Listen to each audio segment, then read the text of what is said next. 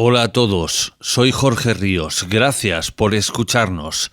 Gracias por estar una semana más con todos nosotros. Al término de la Segunda Guerra Mundial, muchos nazis se instalaron en España. Amparados por el gobierno franquista, eludieron los requerimientos de los aliados para su extradición. Algunos incluso triunfaron en el mundo de los negocios. Y este es el caso del más famoso entre todos aquellos miembros del Partido Nacional Socialista que fueron acogidos bajo el mando del régimen totalitario español. Hoy hablamos de Otto Skorzeny, una auténtica figura de culto de aquellos años de la posguerra, e incluso me atrevería a decir que una auténtica estrella entre las clases más acomodadas de nuestro país. Pero ¿quién era Otto Skorzeny? ¿Qué papel jugó en el partido nazi? ¿Qué papel jugó en la guerra? ¿Por qué nunca fue juzgado como otros altos mandatarios? ¿Por qué España lo acogió como a uno más de los suyos y le ofreció amparo y protección?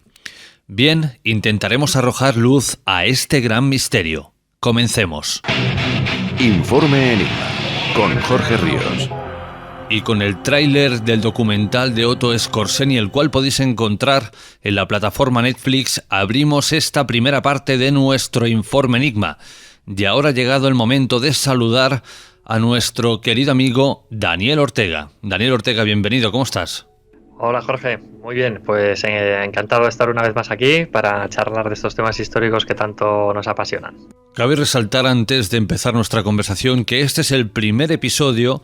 de muchos otros que van a venir en Informe Enigma y que tendrán por título Nazis en España. Dicho esto, Dani, a Otto Skorzeny en su momento se le conocía como el hombre más peligroso de Europa, casi nada. Uh-huh.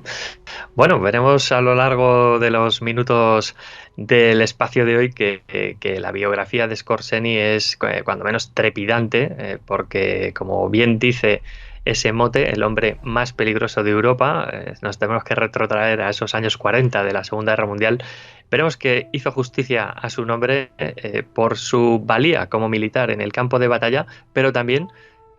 a otro nivel, que muchas veces está a la sombra de los conflictos bélicos, que es en la inteligencia militar, es decir, esas operaciones secretas que a veces pues, se despliegan en los lugares más insospechados, como podremos ver a lo largo de hoy, ya que Otto Skorzeny es un hombre de acción, esa es la palabra que le puede definir, un hombre de acción,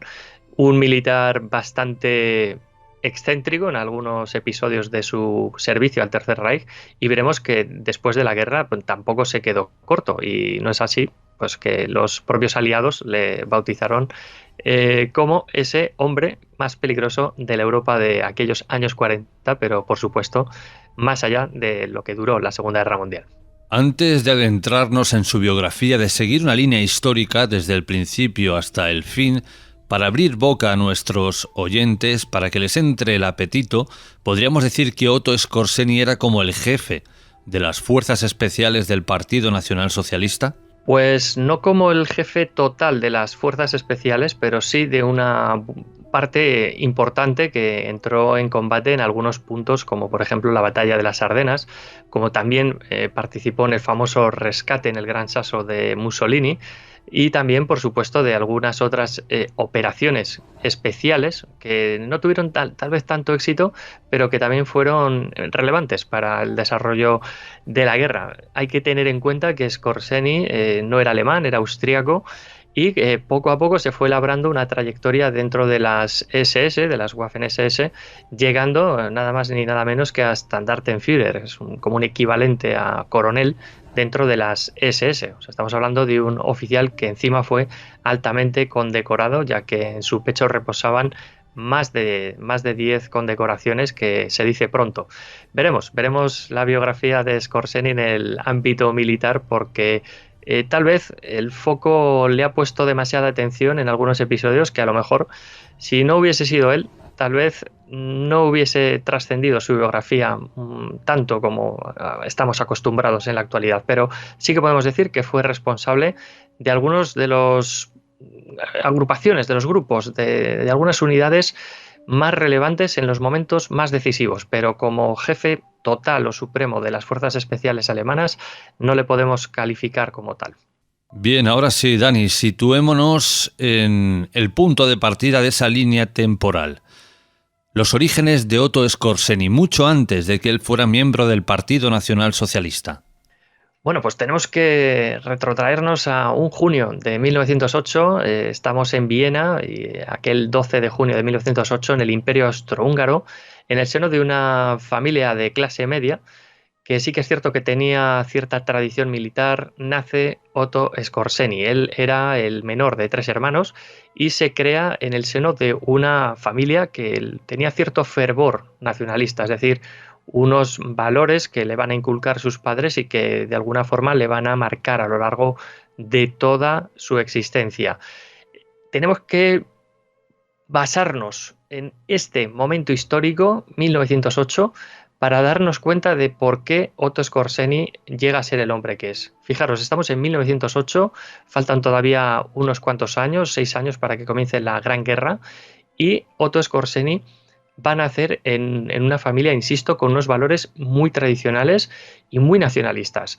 Fijaros que cuando termina la Primera Guerra Mundial, 1918, todavía faltan años para que comience la Segunda, Otto Skorzeny va a vivir en una familia que las va a pasar en algunos años de ese periodo entre guerras bastante mal, porque tenemos que tener muy presente que ese Tratado de Versalles que se impone a Alemania,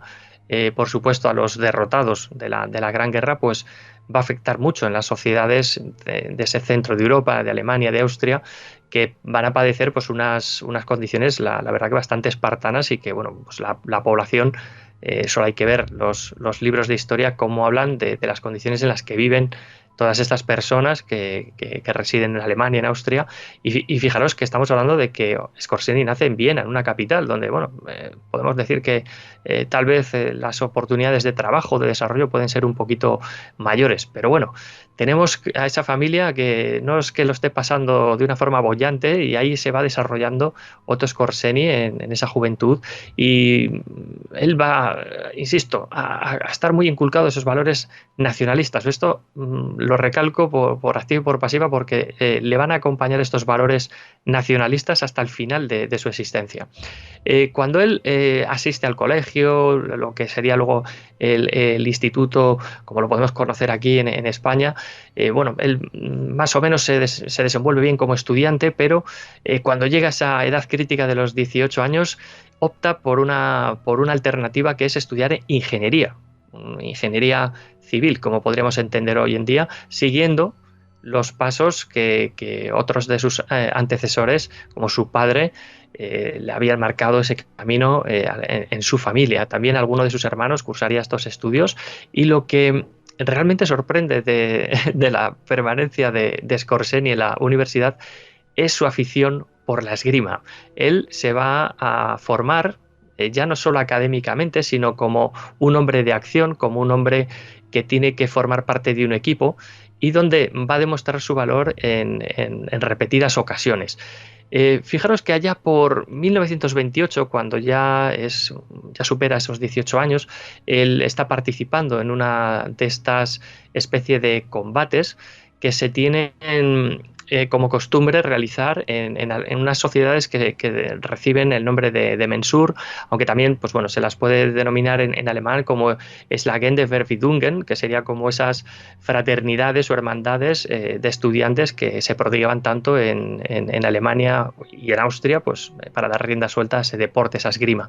Él, en uno de esos diversos duelos en los que participa con otro alumno, con otro estudiante, recordemos que prácticamente no llevan protecciones, y sobre todo pues el rostro queda descubierto. Hoy en día en algunos puntos de Europa se siguen practicando este tipo de competiciones, donde sí que ya es cierto que pues, otras partes vitales, como por ejemplo el cuello y los ojos, pues se quedan más o menos protegidos. Fijaros que en esta época la esgrima se practicaba de otra forma, mucho más arriesgada. Pues en uno de estos combates en 1928 él recibe esa herida en el rostro,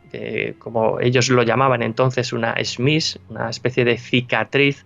que representa ese honor, ese valor que tienen estos estudiantes al enfrentarse entre sí durante su permanencia en la universidad. Se calcula que él participó alrededor de unos 15 combates, y en el 10º en concreto, ahí está documentado, pues es donde sufre esa herida, y lo podemos ver en muchas de esas fotografías en su mejilla izquierda, y es una marca distintiva de este tipo de alumnos, de estudiantes, que de alguna forma demuestran su valor, su hombría, como se hacía en aquella época,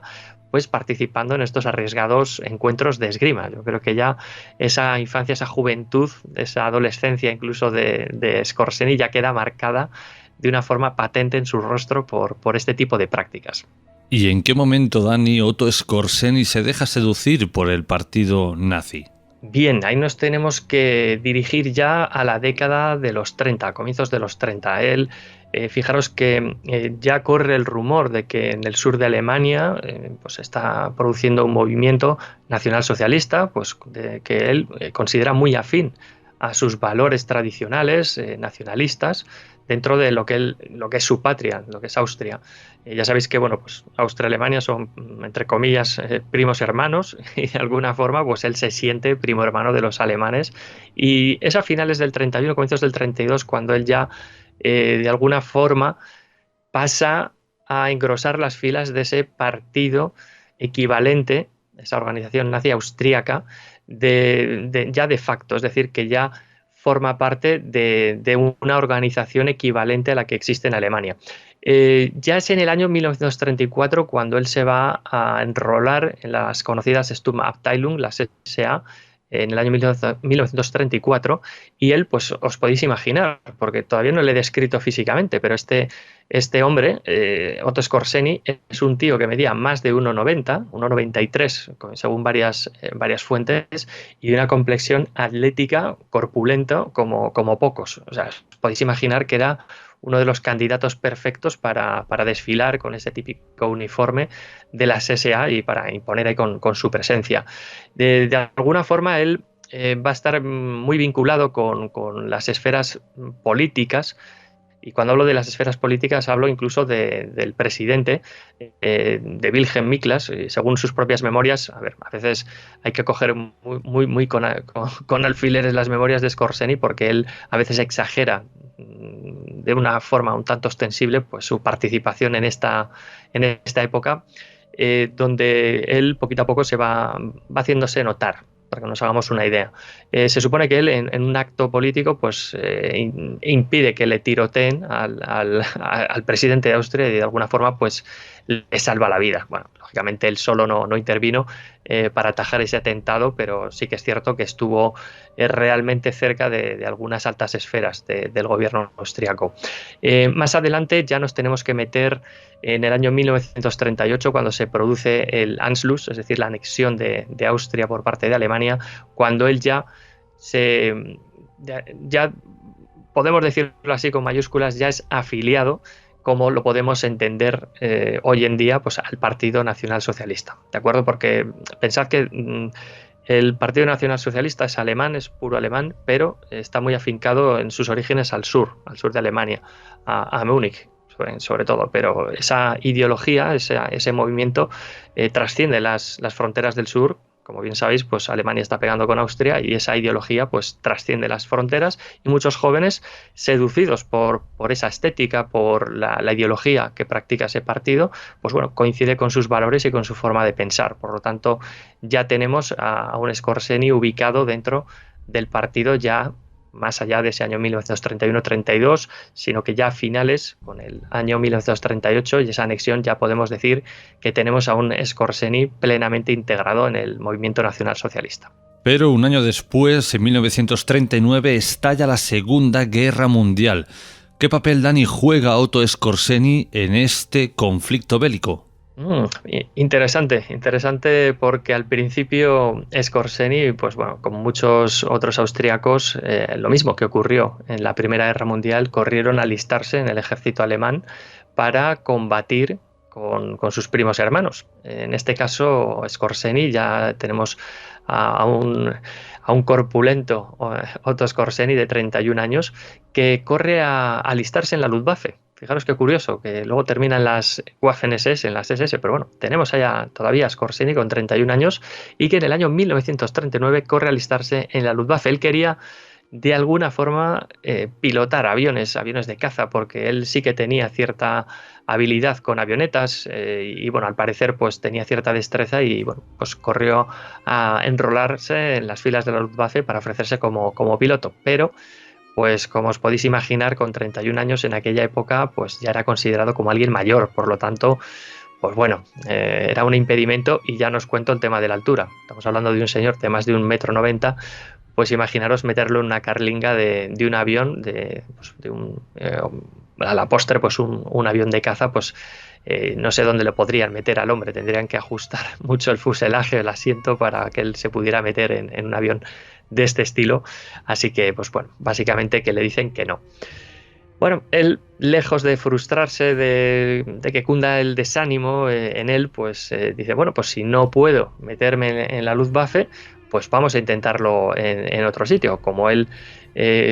muchos otros, va corriendo a otro destino donde él puede tener cabida, que son las Waffen-SS. Pues él al principio llega a formar parte de la primera división, la Luftstandarte SS Adolf Hitler, que sería como el cuerpo de guardia de Hitler, pero posteriormente él es enrolado en la segunda división SS, que sería la Das Reich. Durante este periodo inicial de la Segunda Guerra Mundial, hablamos del año 1940-1941, él va a combatir en los Países Bajos, en Holanda, va a combatir en Francia, también va a tener participación incluso en los Balcanes, pero es ya en la campaña de Rusia, cuando se inicia la Operación Barbarroja en 1941, en aquel junio del 41, cuando él, todavía encuadrado en la Das Reich, va a participar en la invasión de la Unión Soviética. Como muchos sabéis, los frentes que se establecen para atacar al Ejército Rojo desplegado por toda la Unión Soviética son tres: el Grupo de Ejércitos Norte con objetivo Leningrado, Grupo de Ejércitos Sur, que se desplegaría flanqueando vamos a decir, el trayecto principal del Grupo de Ejércitos Norte, que se iría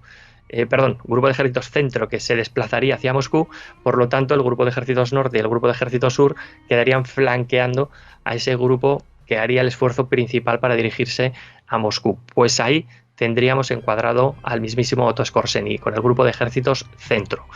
¿Qué ocurre? Que Skorzeny, pues en un principio, pues destaca por esa inteligencia en el combate, por esa astucia, por esa gallardía, y de alguna forma él está en su salsa. Porque, pues bueno, eso de combatir como un infante más, pues parece ser que no iba con él. Hay que tener en cuenta que Skorzeny no va a luchar como un mero soldado raso. Él es oficial porque tiene un título universitario, y en las SS pues era algo que primaba pues para poder entrar como oficial. Tener un título universitario. Lógicamente hubo otros que promocionaron pues a través de seguir esos cursos de perfeccionamiento, de adiestramiento, etcétera, pero él, pues por ser ese oficial que va a disponer de un título de ingeniero civil encima, pues bueno, le van a abrir el camino para que pueda ir progresando dentro de las Waffen-SS. Fijaros que aquí en unas primeras misiones, que podemos decir un tanto arriesgadas, porque él a lo largo de ese mes de octubre y sucesivos se encarga de atacar y de asegurar edificios claves dentro de lo que sería la estructura del Partido Comunista y del NKVD, es decir, de ese comisariado del pueblo de la Unión Soviética. Él va a estar combatiendo en la zona de Lubyanka y él, insisto, realizando misiones, no voy a decir que suicidas, pero bastante arriesgadas, se encarga de tomar este tipo de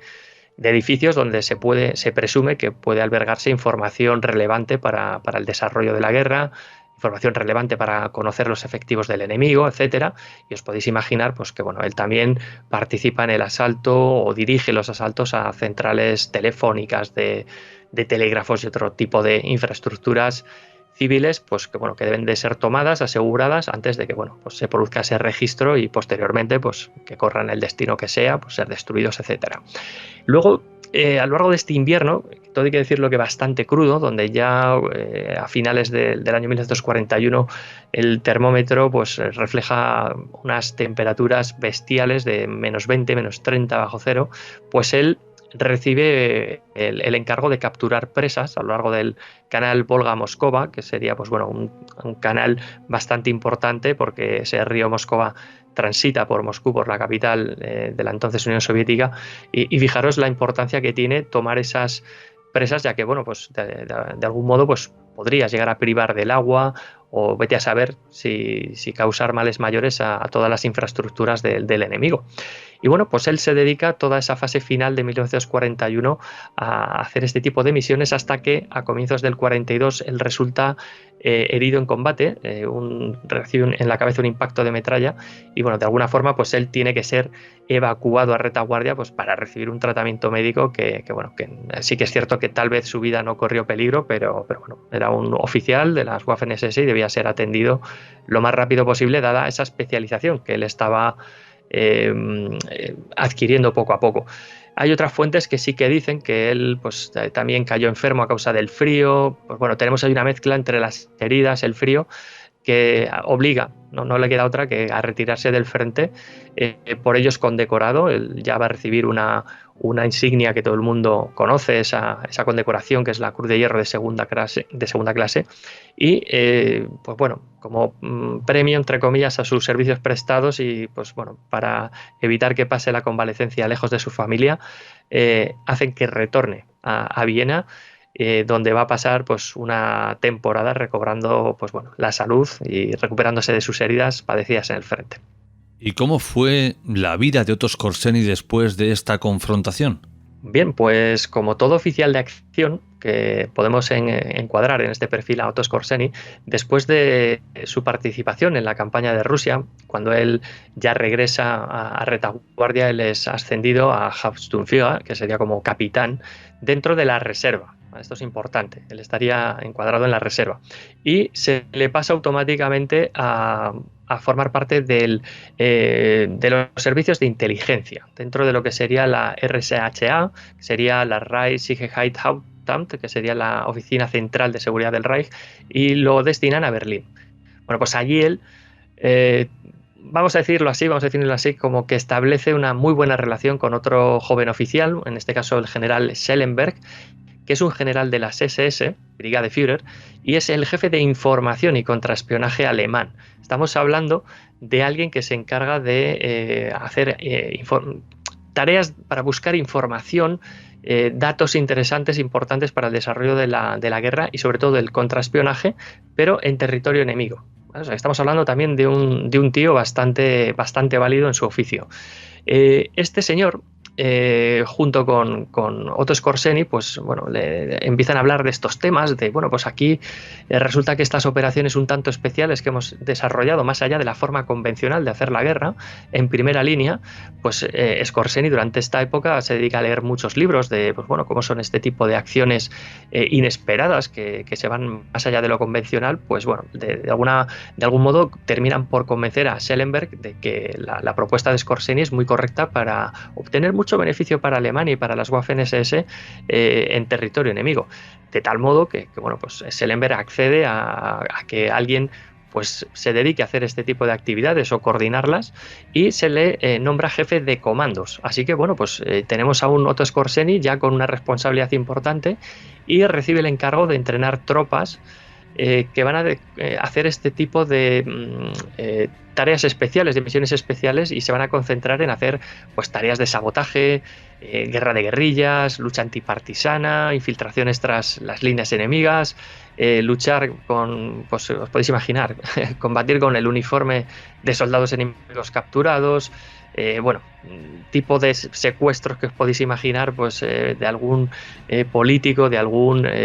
personaje clave, de algún militar clave del enemigo, pues bueno, de alguna forma Otto Skorzeny se va a ir especializando en ese campo. Tal es así que se le manda a Friedenthal, a un lugar pues donde él pueda preparar este tipo de tropas especiales, y él recibe junto con su unidad pues un nombre, pues el propio lugar donde se están entrenando, que sería Friedenthal. A partir de ahí ya podemos considerar que tenemos a ese Skorzeny ligado a la actividad de misiones especiales bajo la denominación de comandos. Quiero decir que el término comandos lo podemos trasladar más al ejército británico, pero bueno, es una palabra que hoy en día nosotros en el idioma castellano, en el idioma español, lo reconocemos fácilmente, el término comandos. Bueno, pues él estaría al frente ya de un lugar donde se podría instruir a este tipo de tropas encargadas de hacer misiones especiales. Pero si no estoy equivocado, Dani, cuando Otto Skorzeny realmente cogió fama dentro del Partido Nacional Socialista fue en aquel acto heroico en el que liberó a Benito Mussolini. Así es, así es. Sí que es cierto que una de las primeras misiones que ya podemos definir como de gran calado que se le asigna a Skorzeny fue la Operación François. Es un intento de la inteligencia alemana, del Abwehr, del servicio de inteligencia alemán. Pues bueno, querían, fijaros en qué lugar tan recóndito, allá por Irán, querían desestabilizar la zona y sobre todo sabotear los suministros que estaban llegando a través de los británicos a la Unión Soviética. Bueno, pues esta especie de misión un tanto arriesgada, que bueno, al principio únicamente participan 6 hombres, 6 paracaidistas que lanzan allí, pues bueno, que van dotados con cierto material, con oro, para sobornar a una población, a una minoría de la población, que son los Qashqai o Qashqai, que bueno, eran abiertamente contrarios a los británicos. Pues bueno, pensaban que sobornándoles y demás pues podrían ocasionar alguna revuelta y les podrían ayudar a participar contra los británicos y desestabilizar ese convoy, ese nudo de suministros que allí tenían preparado. Bueno, pues esta primera unidad, que va a recibir el nombre de SS Sonderfeuerband Friedenthal, es decir, su unidad, la Friedenthal, pues bueno, la verdad que no se lucen en su estreno, ya que incluso él no participa directamente, porque él está en Alemania, pues bueno, entrenando a diestro y siniestro a todo tipo de hombres que caen en sus manos, pues para ir formando esas unidades especiales. Bueno, pues ese primer estreno, la verdad que no es muy exitoso. De hecho, él mismo lo califica como poco exitoso o un fracaso incluso. Pero tal vez la misión que va a encumbrar a Skorzeny hasta la cima de la fama y que ya le va a dar ese apelativo por los aliados, que es el hombre más peligroso de Europa, es la operación denominada en clave Unternehmen Eiche, o la operación Roble, que es el rescate a Mussolini. Él, os podéis imaginar, pues todavía está distanciado de Hitler, no ha tenido encuentros cercanos con él, y bueno, él sabe que lo mismo que Hitler, pues que Mussolini ha caído bajo arresto. Tenemos que tener en cuenta que Italia, pues bueno, a mitad de la guerra prácticamente pues derrocan a Mussolini, y bueno, todavía queda una parte de Italia bajo control alemán. Entonces, pues bueno, esa figura no puede caer en manos del enemigo, y si cae en manos del enemigo, pues hay que rescatarlo. Y eso es lo que pretende Hitler. Convoca ni más ni menos que a Skorzeny a su guarida del lobo, a la Wolfschanze, a ese cuartel avanzado que tenía en Prusia Oriental, y como era alguien recomendado por uno de los oficiales más conocidos por Hitler en cuanto a estos temas de seguridad del Reich, que era Kaltenbrunner, pues bueno, él le presenta y bueno, se encuentra con Hitler y tiene una pequeña entrevista y les ponen la situación de Mussolini. Bueno, pues sí que es cierto que este plan por rescatar a Mussolini no lo esboza él, no lo esboza Skorzeny, sino que lo esbozan Kurt Student, que era un general de la Luftwaffe muy relacionado con los paracaidistas, y otro comandante, también paracaidista, que es el mayor Otto Harald Mors. Lo digo porque muchas veces el rescate de Mussolini parece que es obra de Skorzeny, y ni mucho menos. Sí que es cierto que él se encarga de revisar el lugar, de inspeccionar el lugar donde está retenido Mussolini. Yo os invito de verdad para que a través de algún explorador que tengáis de mapas busquéis Campo Imperatore en el Gran Sasso italiano. Está como bueno, a varios kilómetros al noreste de Roma, pero está justo en mitad de Italia, y ahí es donde llevaron a Mussolini los italianos, pues bueno, para tenerlo custodiado. Es un lugar bastante remoto, está ahí pues bueno, en mitad de las montañas. La verdad que es un lugar impresionante, y bueno, pues Skorzeny, pues dada esa inteligencia que demostró, esa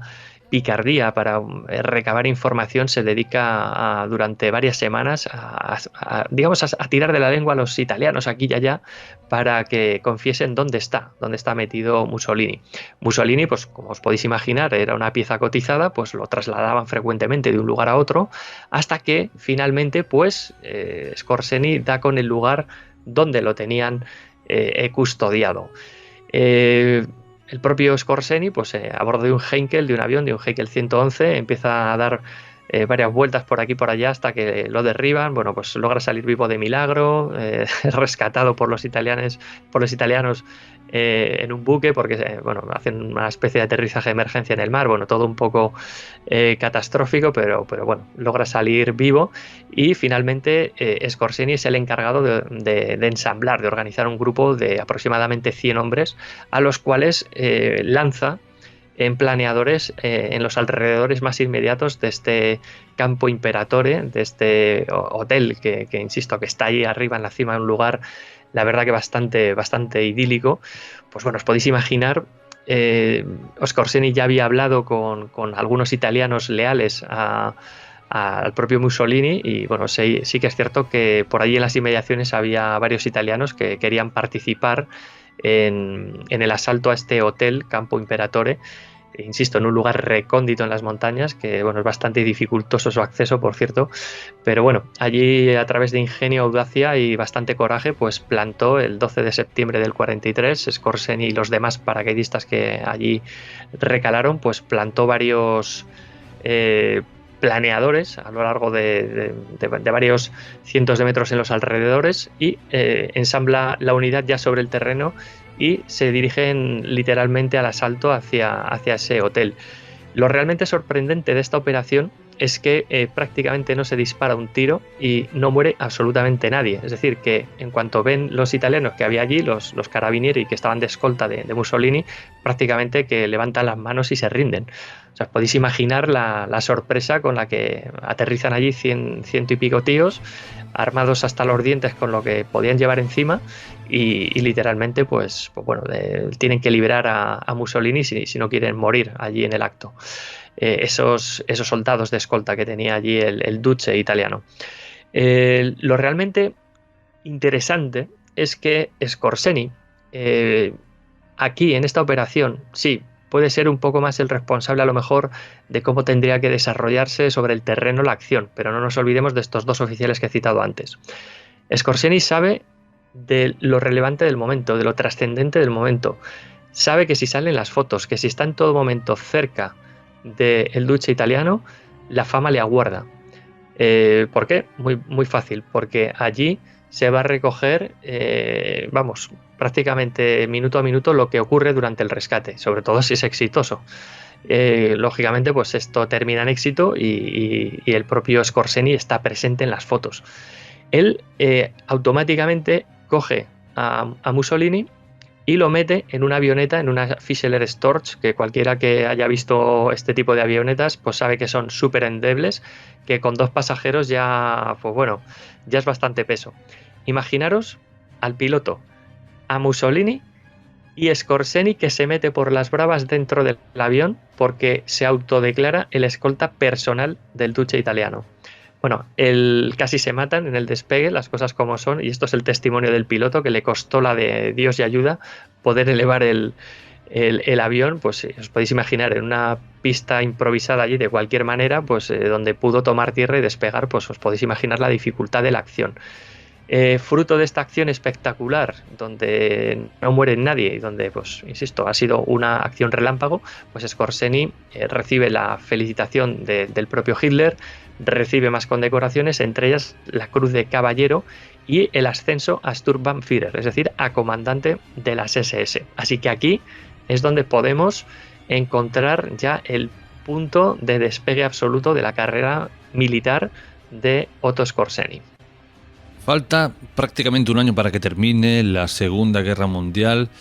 y, bueno, llegan las batallas de Yugoslavia y Hungría. ¿Qué ocurre aquí con Otto Skorzeny? Bueno, pues aquí tenemos el año 44, como bien dices, ya prácticamente un año para que termine la Segunda Guerra Mundial y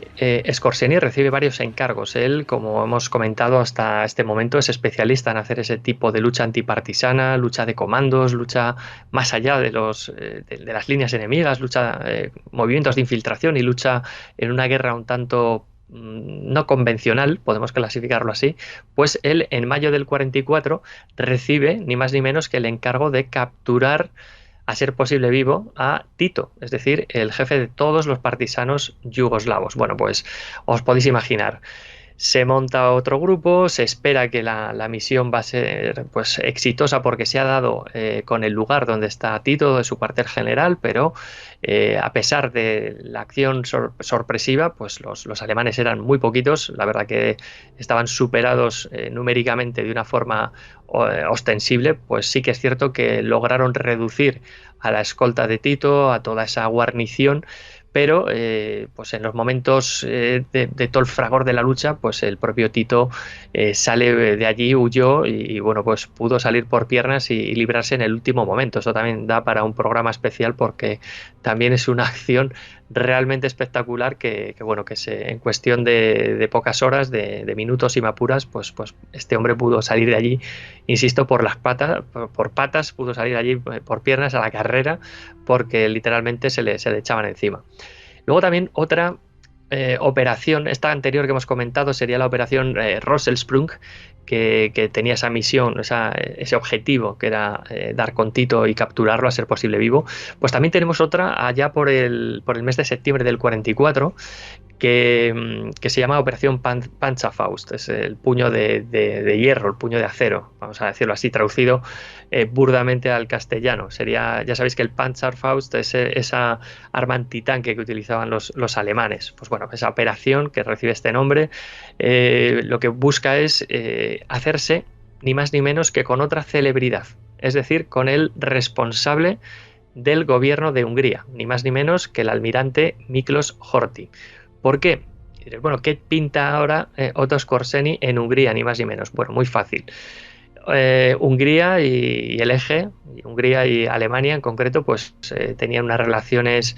más o menos llevaderas, eran aliados durante esa fase de la Segunda Guerra Mundial. A Alemania le interesaba, por supuesto, los recursos que podría ofrecer Hungría y de alguna forma pues había mantenido esa relación con este almirante, con el jefe de Hungría, con Horthy, pero había llegado una información que tal vez el hijo, el descendiente de este almirante, de Miklos Horthy, estaba realizando algún tipo de comunicaciones secretas con los soviéticos para rendir Hungría. Nicky Horthy, sería el hijo del almirante, pues de alguna forma se capturan esas comunicaciones, llega la inteligencia alemana y de nuevo Hitler le convoca a la guarida del lobo en ese mes de septiembre del 44 para ponerle al tanto. Por lo tanto, eso no se podía permitir, que Hungría se rindiese a los soviéticos y de esa forma pues, privar de unos recursos muy valiosos para el Tercer Reich. Os podéis imaginar, de nuevo, Skorzeny se encarga de organizar un grupo especial, un grupo de asalto, de choque, para dar con este almirante Horthy, que de alguna forma pues, tenían que secuestrar y, a ser posible, por supuesto, también a su hijo, ya que era el que estaba manteniendo esas comunicaciones con los soviéticos. Bueno, pues se pone en marcha esta operación Puño de Hierro o Puño de Acero, como lo queráis llamar, la operación Panzerfaust, en la jornada del 15 de octubre del 45. Tras, como siempre, Skorzeny muy hábil, tirando de esos tentáculos de informadores que tenía en Hungría, se hizo con los alrededores de la residencia del almirante, que estaban establecidos en Burgberg, pero también en las inmediaciones, en la ciudad cercana, se sabía dónde iba a estar entrevistándose el hijo de Horthy, pues bueno, con esos supuestos mediadores del Ejército Rojo. Bueno, pues tras una operación un tanto rocambolesca, logran capturar al hijo, lo meten ahí envuelto en una alfombra de cualquier manera y lo sacan de allí. Y os podéis imaginar, pues Skorzeny y sus hombres y otros agentes de la Gestapo y demás, bueno, pues tienen que negociar, entre comillas, o sacar de allí pues tanto a Nicky Horthy como al propio almirante, pues bueno, decir, oye, aquí esto no puede ser, así que fuera de aquí, fuera del gobierno. De hecho, al almirante se le invita, entre comillas, a que viaje hacia Alemania. Al hijo lo meten en un campo de concentración y bueno, pues ponen al frente de Hungría a Ferenc Szlasi, que sería a la postre un germanófilo hasta la médula, que era el líder del partido de la Cruz Flechada, que sería como el equivalente, y lo digo entre comillas, el equivalente del Partido Nacional Socialista, ¿de acuerdo? O sea que, bueno, tenemos ahora ya al frente a un germanófilo nacional socialista, que es Ferenc Szlasi, al cargo de Hungría. Por lo tanto, pues bueno, ya va a haber cierta paz en Hungría hasta, como todos bien sabéis, hasta el final prácticamente de la Segunda Guerra Mundial. Así que tenemos aquí a Skorzeny realizando otra vez unas operaciones yo creo que de bastante trascendencia. Hagamos mención ahora a otra gesta bélica que a mí me encanta, quizá por los videojuegos, por los libros, que es la Batalla de las Ardenas. Bueno, pues estamos en el año 1944, estamos en diciembre y se va a desatar la Operación Grifo, o se va a poner en marcha la Operación Grifo. Como bien sabéis, muchos de vosotros, la Batalla de las Ardenas es el canto del cisne de Alemania en la Segunda Guerra Mundial, donde se echa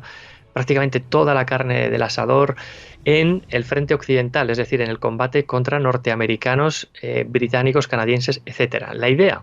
de esta lucha, de esa operación para que conocemos como la Batalla de las Ardenas o la Batalla del Bulge, es intentar separar, romper en dos las líneas aliadas, por un lado a los británicos y a los norteamericanos, para llegar al puerto de Amberes y así dar un golpe de mano importante y volver a recuperar ese puerto vital en el norte de Europa. Lógicamente, las operaciones convencionales están ahí, en los mapas, en los libros de historia, pero amigos, la Operación Grifo todavía quedan muchos detalles por conocer. Lo que sí que es cierto es que en un campo de entrenamiento, como hemos comentado antes, en Friedenthal, a las afueras de Oranienburg, se convoca a un buen número de oficiales, tanto de la Marina, de la Kriegsmarine, de la Luftwaffe y de las Waffen-SS, que tengan buenos conocimientos de inglés. Y dices, bueno, ¿y esto qué tiene que ver con una operación especial? Pues muy sencillo. En punta de lanza de toda la campaña que van a lanzar los alemanes en el frente, en la Batalla de las Ardenas, las horas previas al ataque principal, lo que pretende el alto mando alemán es infiltrar a un grupo de soldados alemanes que, vistiendo el uniforme de los aliados, principalmente de norteamericanos, se infiltren tras las líneas enemigas para sembrar el caos, para sembrar todo de desinformación e incluso hacer llegar rumores de todo tipo, como que se va a intentar asesinar a Eisenhower, ya sabéis, el jefe supremo de los aliados en el teatro de operaciones europeo, y que estaba en esos momentos afincado su cuartel general en París. O sea, imaginaros ya la operación tan rocambolesca que se intenta poner en marcha. Bueno, pues a este tipo de soldados, insisto, considerados como fuerzas especiales, se les va a reunir en torno a la 150 Brigada Panzer. Se les hace firmar un documento confidencial donde se les conmina a guardar secreto sobre todo lo que van a saber que se va a desarrollar durante esa operación especial, y que cualquier insubordinación, cualquier desliz de la información va a ser castigado con la pena de muerte. O sea, fijaros la importancia que tenía ya formar parte de esta unidad tan especial que cayó en manos del propio Otto Skorzeny. Fijaros, en uno de los campamentos, en uno de ellos en Grafenborg, donde entrenaron los efectivos de la División Azul allá por el año 41, en noviembre, más o menos, se pasa la orden de que hay que reunir a toda costa, es decir, estamos en noviembre, todavía un mes de que se lance la ofensiva de las Ardenas, se tienen que reunir más de 2.000 uniformes de soldados de los Estados Unidos, inclusive de algunos oficiales. También, por supuesto, armamento, objetos personales, todo para que los soldados alemanes que tengan cierto conocimiento del idioma inglés puedan vestir introducirse e infiltrarse tras las líneas enemigas. De hecho, algunos de los responsables de ir montando esta operación pues sudan tinta para básicamente encontrar armamento, algún tipo de vehículo, los propios uniformes y bueno, la verdad que pese a sus esfuerzos no lograron encontrar tanto material como el propio Skorzeny quería. Posteriormente se va a montar ya lo que se conoce como el Kampfgruppe Skorzeny o el grupo de acción de Skorzeny, con unos 150 hombres. Es decir, él va a formar parte de esa 150 Brigada Panzer. El grupo de Skorzeny, que a la postre va a recibir el nombre de Einheitsstellei, va a consistir de unos 150 hombres de un total de 600. Pero estos 150 son los que realmente nos interesan a nosotros, porque son los que sabían hablar inglés. Es decir, se podía clasificar al soldado alemán que conocía inglés en 4 categorías. Primero, los que hablaban un inglés perfecto e incluso tenían ciertos conocimientos pues de ya las expresiones coloquiales, etcétera, y la mayoría de ellos eran pues o marinos o porque tenían algún ascendiente en su familia que era pues norteamericano. Pues bueno, esta gente se desenvolvía perfectamente, eran una minoría, insisto. Luego ya había una segunda categoría donde pues bueno, esta gente hablaba ya un inglés muy bueno, prácticamente perfecto, pero desconocían ese lenguaje más coloquial de los Estados Unidos, así que bueno, pues eran muy buenos, pero no eran ya de nivel top, digamos así. Entonces bueno, aquí estamos hablando de alrededor de unos 30.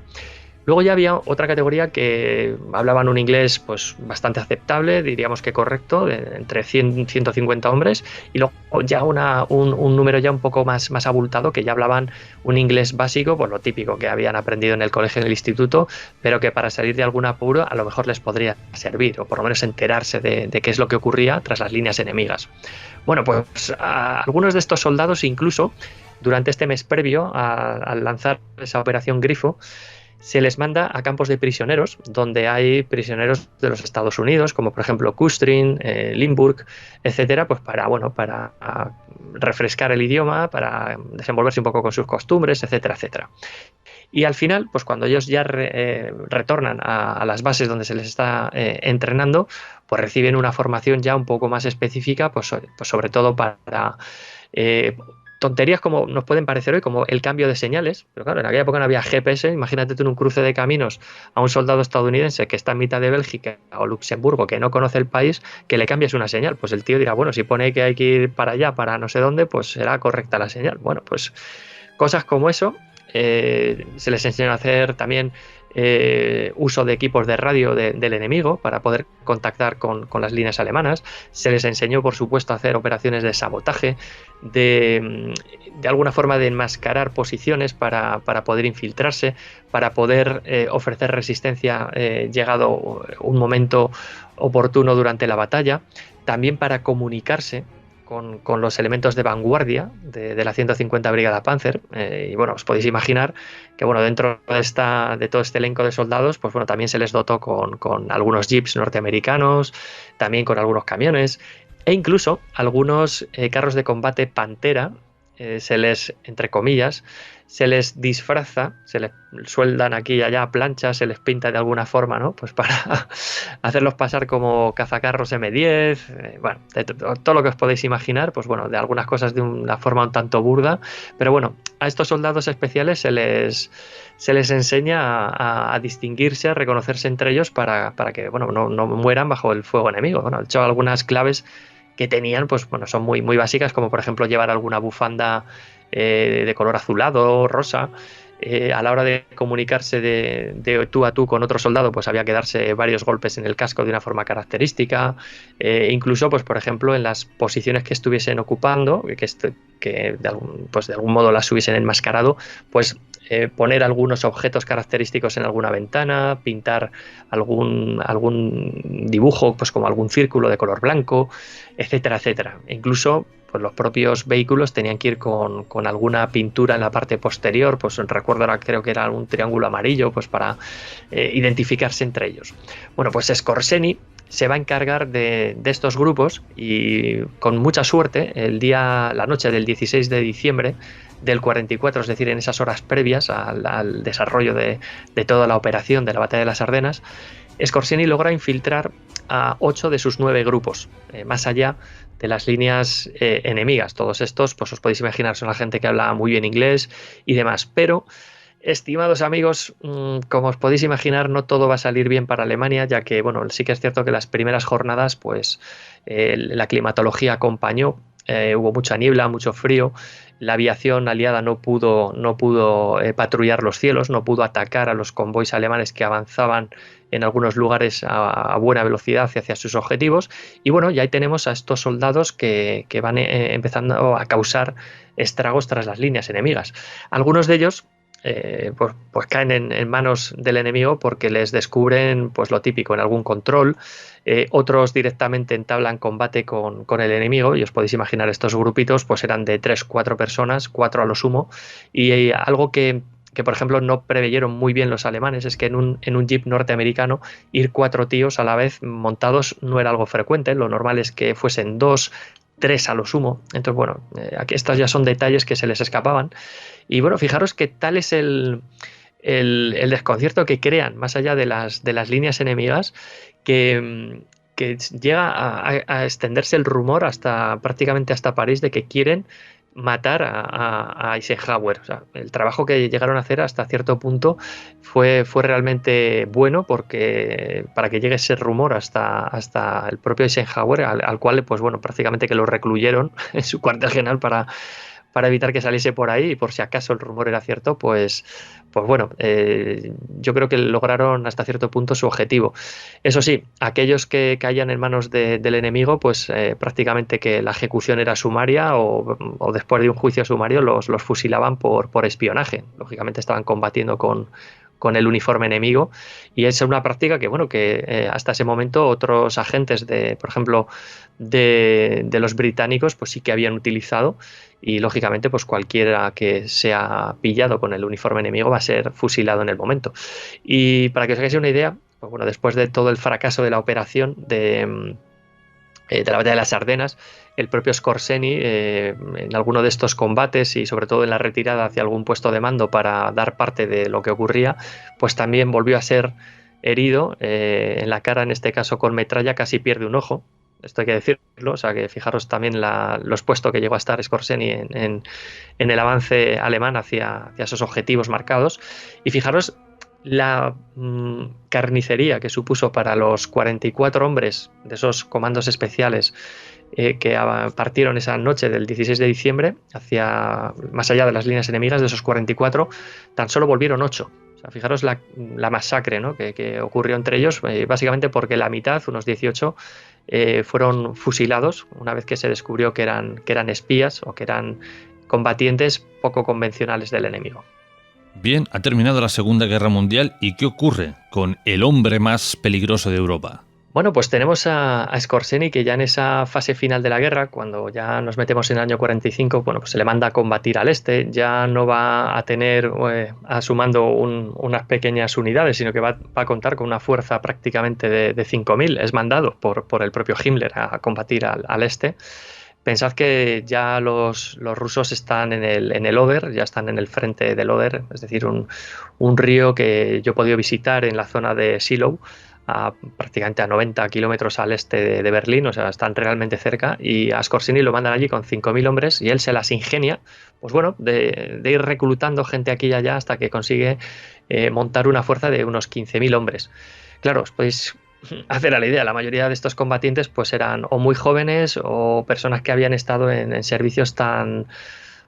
diversos como la intendencia, gente que sacaron algunos de los hospitales, gente de logística, de ingenieros, o sea, gente que no tenía realmente experiencia en combate, pero aún así se las ingenió bien para resistir allí donde se le ordenó combatir, hasta que en marzo vuelve, se le encarga volver a Berlín pues para recibir más órdenes, ya que los aliados pues bueno, han pasado ese famoso puente Ludendorff en la zona de Remagen, y bueno, pues él recibe el encargo de mandar un comando, de una formación especial para, pues bueno, de lo que conoceremos hoy como submarinistas, para dinamitar el puente o esa pasarela que habían montado ahí los aliados para evitar que siguiesen trasladando material y hombres más allá de las fronteras, ¿no? Así que la operación resultó ser un completo desastre. Y finalmente, pues bueno, Skorzeny ya, cuando él se entera de que Austria va a caer en manos de los rusos, del Ejército Rojo, de los soviéticos en definitiva, pues bueno, ya cuando él ve que la caída es inminente, pues trata de regresar a Viena y de alguna forma pues intenta contactar con su familia pues para ver qué está pasando y demás, pero de nuevo pues nada, se le ordena ir a un sitio supuestamente inexpugnable, que es el reducto alpino, allá en un lago denominado Tolpitz, entre Austria y Alemania, y allí pues bueno, tiene el encargo de organizar una defensa. Bueno, ¿y cuál es la sorpresa de Skorzeny cuando llega allí? Pues bueno, que ni hay ni último reducto ni hay fuerzas suficientes para montar una defensa a ultranza en ese punto tan simbólico para Hitler y para el nacionalsocialismo. Pues bueno, os podéis imaginar, Skorzeny ya cuando llega allí, pues nada, no encuentra nada, y literalmente que cuando termina la guerra, ese 8 de mayo de 1945, pues literalmente Otto Skorzeny, para evitar pues ser capturado de mala manera, de ser ejecutado sumariamente o vete a saber qué por los soviéticos, pues literalmente él, junto con algunos hombres más, pues decide entregarse a los estadounidenses. Así que así termina la guerra para este oficial, como hemos visto, bastante intrépido, temeroso, muy inteligente a la hora de planear acciones, aunque algunas de ellas, pues por las circunstancias que hemos comentado, no resultasen exitosas. Hablemos, Dani, ahora de esa parte más misteriosa de su vida, la de Otto Skorzeny en la posguerra. ¿Por qué digo esto? Porque muchos altos mandatarios, muchos altos militares fueron juzgados en Nuremberg y en otros lugares. Sin embargo, parece que Otto Skorzeny estaba tocado por una varita mágica. Básicamente. Veremos que hay mucho mito, mucha realidad, o sea, hay partes iguales, pero sí que es cierto que, estamos hablando de Otto Skorzeny, uno de esas celebridades dentro de las Waffen-SS por su carrera como militar. O sea, hay que tener en cuenta que acaba la guerra, él es un oficial altamente condecorado y, por supuesto, no podemos menospreciar la carrera de Otto Skorzeny como militar, ya que él pues llega a ser Standartenführer. Estamos hablando de un coronel, o sea, ya es un oficial de peso dentro de las Waffen-SS. Ese rango lo llegó a alcanzar en la fase final de la fase final de la Segunda Guerra Mundial. Hablo de abril de 1945. ¿Qué ocurre? Que Skorzeny, pues cuando termina la guerra, hemos dicho que se entrega a los norteamericanos y él, pues bueno, sabe, como hemos comentado en otros capítulos de Informe Enigma, los norteamericanos y los soviéticos se preocupan mucho de encontrar a este tipo de hombres muy valiosos, que al fin y al cabo pueden ser activos muy valiosos para sus posteriores cometidos, que pudieran desarrollarse en el contexto de la Guerra Fría. O sea, fijaros la importancia que puede tener alguien como Skorzeny, especialista en hacer este tipo de guerra poco convencional, algo que seguramente, Jorge, te suene porque hemos hablado en otros programas de ese ejército secreto de la OTAN, etcétera, etcétera. Pues bueno, imagínate a alguien como Skorzeny instruyendo este tipo de soldados. O sea, puede ser un activo realmente valioso. Bueno, en este caso tenemos a Skorzeny, que ya entregado a los norteamericanos, pues sí que se le llega a juzgar en los juicios de Dachau, porque bueno, pues presuntamente se le imputan crímenes de guerra por varios motivos, entre ellos por la masacre de Malmedy durante el contexto de la batalla de las Ardenas, en la cual pues al final se demuestra que no tuvo él ninguna participación, o por lo menos no se encontraron las evidencias para demostrar una participación activa. Y luego también se le juzgó como crimen de guerra el llevar el uniforme del enemigo, o por lo menos no él, pero sí sus subordinados, que es lo que hemos comentado, lo que hacen dentro del contexto de esa operación Grifo. ¿Qué ocurre? Que pues no sabemos. Yo esto, puede ser una teoría muy enrevesada, pero yo estoy seguro que como los aliados querían contar con él, automáticamente aparece por allí en mitad de los juicios un integrante de los servicios secretos británicos que a su vez pudo declarar en su favor. Es decir, él dijo: no, es que este señor ha actuado como hemos actuado nosotros, los británicos, durante la Segunda Guerra Mundial. Es decir, ha vestido el uniforme del enemigo para infiltrarse tras las líneas enemigas y combatir allí, pues haciendo esa guerra poco convencional. Bueno, pues este testimonio prácticamente que le libró de males mayores en estos juicios. O sea que ahí dejo un poco la teoría, pero yo creo que esto estaba más que planeado, porque tal vez si se le imputa el cargo de crimen de guerra, pues por este tipo de lucha poco convencional con el uniforme enemigo, pues os podéis imaginar que prácticamente pues hubiese sido ajusticiado, pues eso, ante un pelotón de fusilamiento seguramente, pero bueno, apareció alguien que le libró. Yo estoy casi convencido 100% de que hubo esos intereses de tanto del gobierno de los Estados Unidos especialmente, pero quién sabe si del británico también. Fijaros lo curioso que varios años después, estamos hablando ya del año 48, él va a estar metido en un campo de concentración y creo que he dicho el 48, pero puede ser el 47, no recuerdo exactamente bien, discúlpame Jorge, pero bueno, a veces la memoria ya sabes que son muchos datos y te puede bailar un año. Pero bueno, estamos hablando que prácticamente 2 años después de concluida la Segunda Guerra Mundial, él está recluido en un campo de prisioneros y aparecen allí unos policías militares que dicen que se le tienen que llevar a Skorzeny para declarar en Nuremberg. Bueno, pues le dan carta libre, esos supuestos policías militares norteamericanos le sacan de allí, pero hoy sabemos que esos supuestos policías militares eran agentes encubiertos que tenían la misión de sacarle de allí para ayudarle a huir. Así que os podéis hacer a la idea. Estuvo varios meses escondido en alguna granja por ahí en Baviera y estuvo en contacto prácticamente permanente con un viejo conocido de Informe Enigma, seguro que te suena el nombre, Jorge, Reinhard Gehlen, que hemos hablado de él por activa y por pasiva cuando hablábamos del tema de la operación Gladio y todo esto,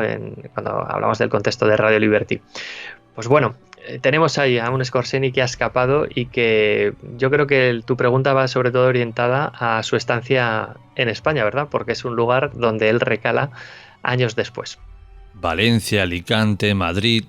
Como dijimos al principio, lo trataban como si fuera una superestrella de Hollywood. Incluso fue guardaespaldas del dictador argentino Perón, es decir, de Evita Perón. Claro, porque él, hemos dicho que tiene una reputada trayectoria como militar, pero es que aquí comienza su salida de Alemania. Hemos dicho que se tiene que refugiar allí de cualquier forma en una granja y bueno, pues él aprovecha también pues años después para casarse con la que sería su mujer, Ilse Lütze, y que terminan recalando en España. Digo, bueno, ¿por qué recalan en España? Pues lógicamente porque en ese momento Franco está en el gobierno, es un régimen abiertamente anticomunista y todo este tipo de exmilitares o de oficiales, inclusive de las SS, pues bueno, pueden repercutir positivamente en esa lucha contra el comunismo que se estaba lógicamente auspiciando en España. Recordemos que España ha terminado una guerra civil española con las fuerzas nacionales de Franco que han derrotado a las tropas republicanas y posteriormente se han enviado a unos 45.000 efectivos a luchar contra el comunismo fuera de las fronteras de España. Pues bueno, ahora que estamos en una Europa en esos años 40, en esos años 50, que está hasta la mitad de Alemania, Checoslovaquia, Hungría, Rumanía, Bulgaria, etcétera, está invadida por la Unión Soviética, pues bueno, aquí es un bastión para que de alguna forma todos estos exmiembros del Partido Nacional Socialista, militares, gente que perteneció a las SS, pues encuentren un lugar de reposo, entre comillas, porque toda esta gente va a estar siempre en el punto de mira de, entre otros, el Mossad israelí y de esas asociaciones como la de Simon Wiesenthal, que persigue gente que perteneció al partido y bueno, los persiguió durante décadas, como bien es sabido. Él, Skorzeny, se va a establecer en Madrid, lógicamente la capital, donde hay un epicentro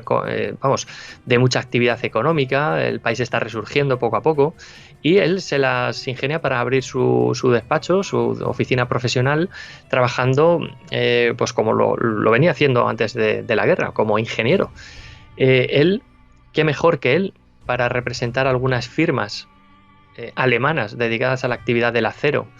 dentro de España. ¿Qué está ocurriendo en España en esos momentos? Se están construyendo bases norteamericanas con el apoyo, lógicamente, del gobierno español, pues bueno, para que en este caso pues el gobierno de los Estados Unidos, a través de sus militares, pues pueda tener controlado lo que ocurre en el sur de Europa. os podéis imaginar quién hace negocio a través de eso, ¿no? Pues el propio Skorzeny. También se le atribuye que él pudo ser parte de uno de los responsables de la famosa organización Odessa, de esa organización que se preocupaba de sacar a gente del Partido Nacional Socialista, gente que había pertenecido a las SS, pues bueno, para a través de España sacarlos a América del Sur. Y ahí tenemos, como muy bien has comentado, que en este caso pues el propio Skorzeny se dedica a transitar por varios sitios, entre ellos Argentina, porque bueno, solamente hay que ver cómo era el uniforme décadas después de la Segunda Guerra Mundial, de estética alemana, los cascos, etcétera. Y bueno, pues ahí tuvieron brevemente, de una forma fugaz, el asesoramiento de Skorzeny. Como bien decías, pues llegó a formar parte de un grupo de guardaespaldas. Y bueno, pues a lo largo de estas andaduras por Sudamérica, pues bueno, se le atribuyen auténticas hazañas, gestas que insisto, muchas veces son más mito que realidad, ¿no? Como que incluso en España se iba a montar una especie de ejército que iba a luchar contra el comunismo en una posible tercera guerra mundial que era prácticamente, pues bueno, inminente, ya que los Estados Unidos y la Unión Soviética, como todos es bien sabido, pues estaba ahí luchando en esa Guerra Fría, pues en escenarios tan lejanos como comentamos aquí en Informe Enigma hace años, esa guerra de Corea, posteriormente Vietnam. Pues bueno, aquí en España tal vez se le imputa a Skorzeny esa supuesta organización de un ejército, pues bueno, de ex miembros de la Wehrmacht, etcétera. Bueno, un poco disparate, ¿no? A veces. Lo que sí que es cierto es que el propio Skorzeny, bueno, os podéis imaginar, Skorzeny no era un tío tonto, ni mucho menos. Sabe que está perseguido, sabe que está en la lista de los buscados por Simon Wiesenthal, sabe que si le pillan le van a hacer bastante daño. Ya sabe la suerte que han podido correr otros antiguos camaradas del ejército o del partido, y él pues sabe que está vigilado, pero en España de momento está seguro, hasta que en el año 62, si mal no recuerdo, se le recluta por el Mossad. Él sabe que le están siguiendo, él sabe que está en el punto de mira, por lo tanto dice, bueno, si me vienen a ofrecer algo, como buen hombre de negocios en lo que se ha convertido en esa década de los 50 y los 60, pues dice, voy a intentar sacar beneficio de la situación. Bueno, pues en esa época, ¿con quién está enfrentado Israel? Pues como bien sabéis, con Egipto, ni nada más ni nada menos. Y casualmente, en Egipto han ido a parar muchos científicos alemanes tras la Segunda Guerra Mundial. No solo a la Unión Soviética, no solo a los Estados Unidos, sino que a algunos países como Egipto, donde lógicamente tenían esa rivalidad con los israelíes, pues muchos alemanes que todavía seguían con ese antisemitismo grabado a fuego en su cabeza, pues querían seguir combatiéndoles. Entonces, pues bueno, qué mejor lugar que Egipto. Pues bueno, allí terminaron recalando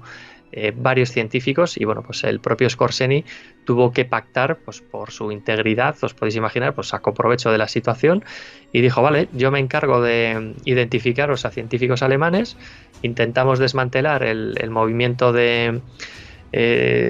Egipto con ese tipo de armamentos, de misiles que pueden llegar a lanzaros contra Israel. Y bueno, pues trabajó durante un tiempo para ellos, hasta pues bueno, que los fue identificando. Os podéis imaginar la suerte que corrió alguno de esos científicos, pero fijaros lo curioso, que es que el propio Skorzeny también llegó a trabajar para Nasser, supuestamente como asesor militar, entiéndase. O sea que bueno, no dudó en jugar a varias bandas, como os podéis imaginar. Y bueno, pues a Skorzeny, mientras tanto, lo tenemos viviendo de una forma desahogada en las localizaciones que acaba de comentar Jorge, pero también, por ejemplo, en las propias Islas Baleares. O sea que os podéis imaginar que era pues considerado dentro de España pues una celebrity, una celebridad, como decimos aquí, y que bueno, se movía muy bien en el ambiente nocturno, hacía pues eso, sus apariciones en los mejores clubes, en los cines. Tenía pues eso, su relación con la alta sociedad, y bueno, a partir de ahí pues surgían muchos negocios. Así que bueno, Skorzeny estuvo en el momento adecuado, en el lugar adecuado, y de todos esos contactos llegó a sacar pingües beneficios. Para ir finalizando nuestra charla, Dani, hablemos ahora del mito que se ha generado en torno a Otto Skorzeny. Bueno, pues desde el momento en que Scorseni muere a consecuencia de un cáncer de pulmón, porque él tenía un vicio irrefrenable vamos, como fumador, o sea, le encantaba el tabaco, pues él muere en verano del 75, el 7 de julio, para ser más exactos, en Madrid, ni más ni menos, a los 67 años.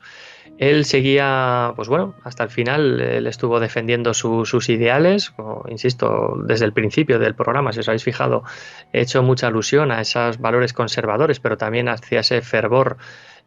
tradicional, nacionalista. Pues bueno, él lo siguió defendiendo hasta el final, y él dejó constancia de ello en varios libros. En concreto, hizo 2 tomos de sus memorias, a los cuales los tengo aquí a mano para recitar tal cual los títulos, que son Vive peligrosamente y Luchamos y perdimos. Se publicaron en España hace ya muchos años, pero tenemos algunas reediciones posteriores bueno, que son bastante interesantes de leer para que podáis comprender cómo era la mentalidad de este oficial, para que comprendáis cómo intentó cambiar la forma de hacer la guerra de un modo poco convencional, pero también para que podamos entender a ese Scorseni, pues de alguna forma oportunista, o que supo estar en el momento adecuado para sacar beneficio de su situación, a veces un tanto apurada, como hemos comentado. Luego también hay otro volumen que también tengo aquí entre mis manos, que se llama La Guerra Desconocida, que supuestamente son sus memorias secretas, pero bueno, son como un complemento a lo anterior, y la verdad que son, yo creo que lecturas obligadas para tener ahí un poco más información de lo que fue Scorseni.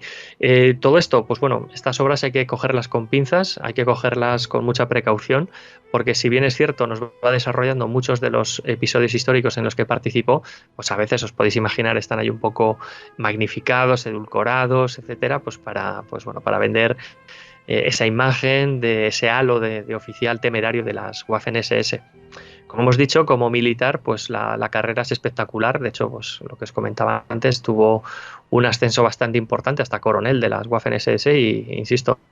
tiene un montón de condecoraciones alemanas, pero también alguna extranjera. O sea que os podéis imaginar el valor como oficial,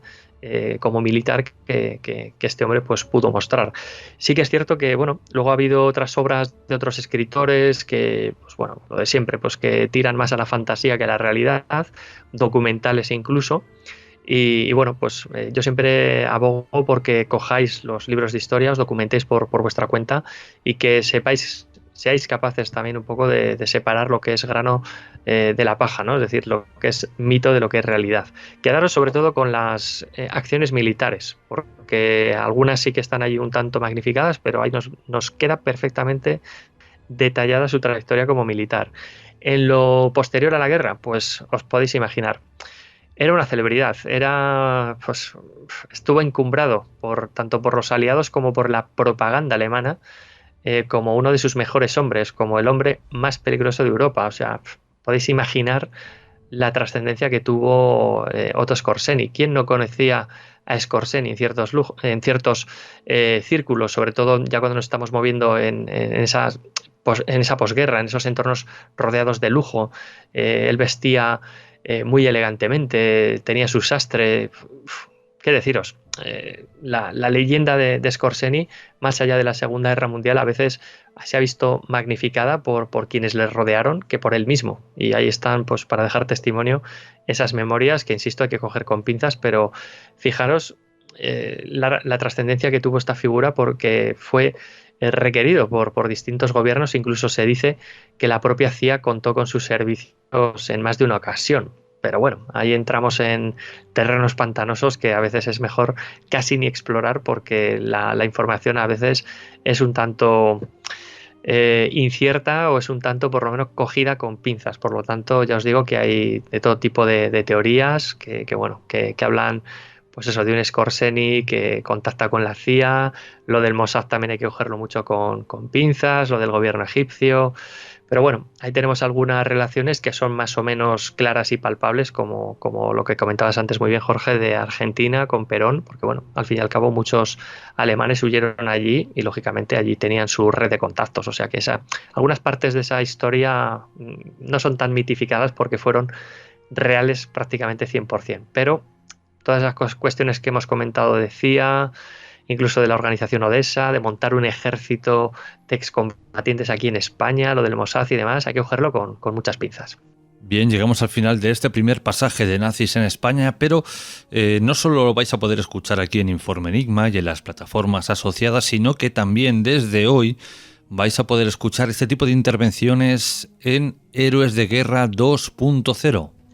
Pues sí, Jorge, gracias a tu inestimable colaboración, faltaría más, desde aquí te quiero dar las gracias por ello. Ya sabéis que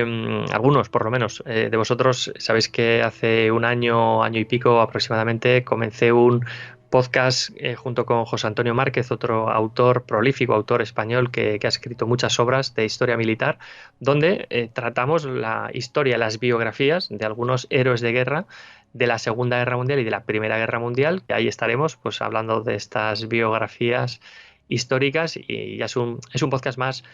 orientado a la historia militar. Es un poquito distinto a lo que solemos tratar aquí en Informe Enigma, como podemos ver a lo largo de, ya creo que son, Jorge, más de 40 intervenciones, que se dice pronto, desde la segunda temporada, aquí puntualmente hablando de la historia, pero desde esa perspectiva un poquito más oculta, más de conspiraciones, más allá de lo que es el personaje histórico, como hemos hecho hoy. Espero que haya sido del agrado de la audiencia al abordar la figura de Otto Skórz.